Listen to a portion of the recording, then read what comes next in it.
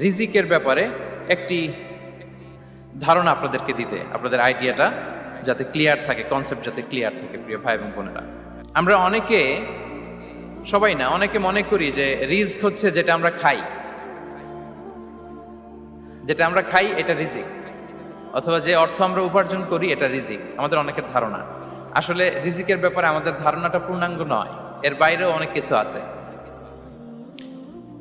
রিজকের বাংলা হচ্ছে জীবন উপকরণ, ইংরেজিতে বলে সাস্টেনেন্স বা প্রভিশন। অর্থাৎ জীবন পরিচালনায় একটা মানুষের যা যা লাগে তার সবই রিস্ক। শুধু আমরা যেটা খাই, যেটা উপার্জন করি, শুধু এতটুকুই রিস্ক নয়। এটা অনেক ওয়াইডার সেন্সে আমাদেরকে চিন্তা করতে হবে। আমরা আমাদের পুরো জীবন জুড়ে যা পাই, যা খাই, যা অর্জন করি, যেটা লাভে ধন্য হই, সবটাই রিস্ক।